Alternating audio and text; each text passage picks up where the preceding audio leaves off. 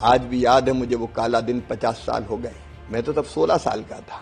कैसे अमानुषिक अत्याचार किए गए, पूरे देश को जेल खाना बना दिया गया, मौलिक अधिकार समाप्त कर दिए गए, जिसको चाहो पकड़ो जेल में डाल दो, अभिव्यक्ति की स्वतंत्रता कुचल दी गई, छीन ली गई, प्रेस पे ताले डल गए थे।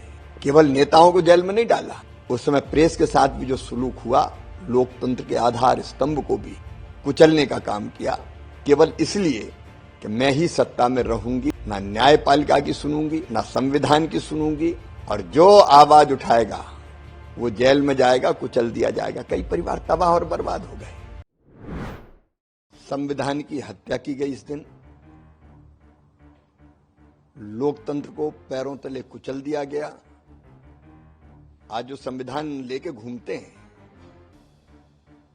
वो याद करें, यही कांग्रेस थी जिसके डीएनए में तानाशाही है, और अपनी कुर्सी बचाने के लिए, सत्ता में बने रहने के लिए पूरे देश में लोकतंत्र को रौंदने का, पीसने का, कुचलने का काम अगर किया था तो श्रीमती इंदिरा गांधी जी ने किया था।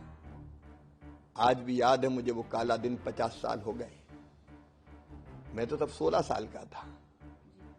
कैसे अमानुषिक अत्याचार किए गए, पूरे देश को जेल खाना बना दिया गया, मौलिक अधिकार समाप्त कर दिए गए, जिसको चाहो पकड़ो जेल में डाल दो, अभिव्यक्ति की स्वतंत्रता कुचल दी गई, छीन ली गई, प्रेस पे ताले डल गए थे। केवल नेताओं को जेल में नहीं डाला, उस समय प्रेस के साथ भी जो सुलूक हुआ, लोकतंत्र के आधार स्तंभ को भी कुचलने का काम किया, केवल इसलिए कि मैं ही सत्ता में रहूंगी। ना न्यायपालिका की सुनूंगी, ना संविधान की सुनूंगी, और जो आवाज उठाएगा वो जेल में जाएगा, कुचल दिया जाएगा। कई परिवार तबाह और बर्बाद हो गए, साधारण कार्यकर्ताओं को जेल में डाल दिया गया,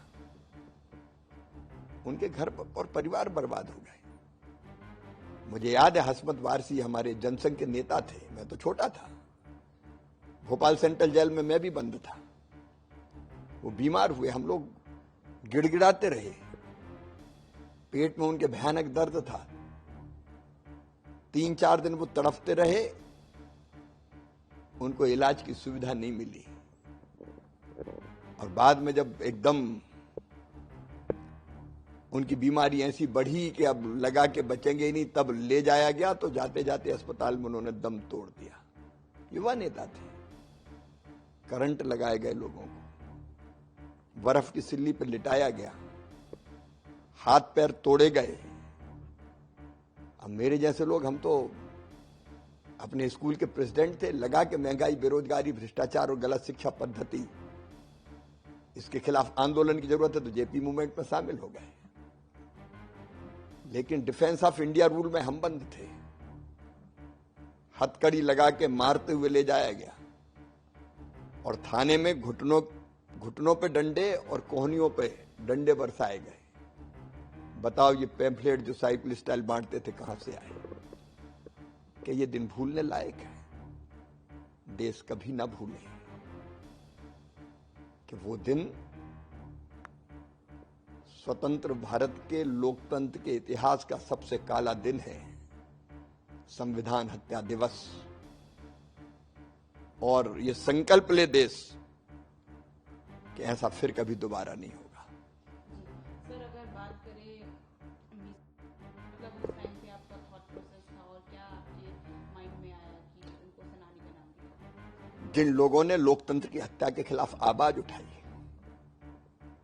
जिन्होंने लोकतंत्र बहाली के लिए आंदोलन चलाया, जो संविधान की रक्षा के लिए जेलों में गए,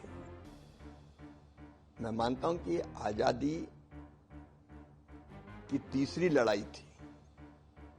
प्रथम स्वतंत्रता संग्राम, फिर दूसरा स्वतंत्रता संग्राम, और ये तीसरा ही था जब पूरे देश में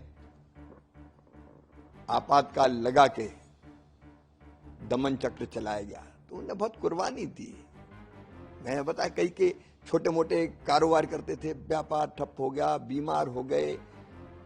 अब मेरी दादी माँ, मैं जेल में था तो जेल में गया तो बीमार हो गई कि लड़का जेल चला गया और बाद में उनकी मृत्यु हो गई। कई ऐसे नेता थे जिनके परिवार में मृत्यु हो गई, उनको अंतिम दर्शन के लिए नहीं जाने दिया। तो जिनने लोकतंत्र की रक्षा के लिए आवाज उठाई, उनको लोकतंत्र सेनानी कहना ही चाहिए, उनका सम्मान करना चाहिए। इसलिए मुख्यमंत्री रहते हुए मध्य प्रदेश में हमने किया था। जी सर, पेंशन देने का काम प्रदेश सरकार ने ही किया था, क्या बोलना चाहेंगे? ये जरूरी था क्योंकि कई के परिवारों के पास आय का कोई जरिया ही नहीं बचा था। छोटे मोटे व्यापार, बिजनेस, दुकान थी तो चौपट हो गई। 19 महीने जेलों में रहे तो, और कई बार ऐसा था कि आजीविका का संकट खड़ा हो गया था। तो एक सम्मान निधि के नाते, केवल आजीविका के लिए नहीं, उनके सम्मान के लिए ये निधि प्रारंभ की थी। जी सर, अगर आपने भी इस एक्सपीरियंस किया और सुना ये भी जाता है कि जब आपको जेल ले जाया गया तो आपने अचानक से नारेबाजी स्टार्ट करी थी, क्या उस टाइम का दौर था, क्या उस टाइम पे था कि आपको नारेबाजी स्टार्ट? मैं तो 11वीं में पढ़ता था। ये बात सही है कि मैंने आपातकाल के खिलाफ आवाज उठाई थी। जेपी के आंदोलन में उस समय मैं शामिल हुआ था प्रेसिडेंट के नाते, और विद्यार्थी परिषद का तब तक कार्यकर्ता भी बन गया था। मैं बेगमगंज जेल भी जाता था जहां हमारे कई लोग बंद थे भोपाल के पास। तो जेलर बहुत दयालु थे, वो अंदर भेज देते थे बैरिक में ही।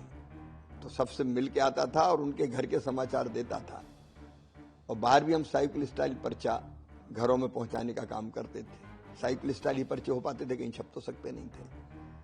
एक दिन पुलिस ने, मेरे घर का भी घर का था, किराए के कमरे पर रहते थे, पढ़ने आए थे गांव से। दरवाजा खटखटाया और जब दरवाजा खुला तो सामने पुलिस खड़ी थी, नीचे भी पुलिस घेरे हुए खड़ी थी, जैसे किसी आतंकवादी को दबोचने पहुंचे हो। नाम पूछा तो मैंने बताया और फिर उन्होंने जो व्यवहार किया, एक तो गंदी गाली दी जो मैं दोहरा नहीं सकता, थप्पड़ मारना शुरू किया कि तू इंदिरा गांधी के खिलाफ आंदोलन चलाएगा हमारे इलाके में, कुचल देंगे। और जिन शब्दों का उपयोग किया वो सभ्य भाषा नहीं है। तलाशी ली तो मेरे यहां से साइकिल स्टाइल पर्चे से लेके चिट्ठियां तक सब बरामद हुई। तो मारते हुए वहां से मुझे हबीबगंज थाने ले गए। हबीबगंज थाने ले जाके हथकड़ियां डाल दी और फिर पूछा कि बताइए पर्चे कहां से मिलते थे।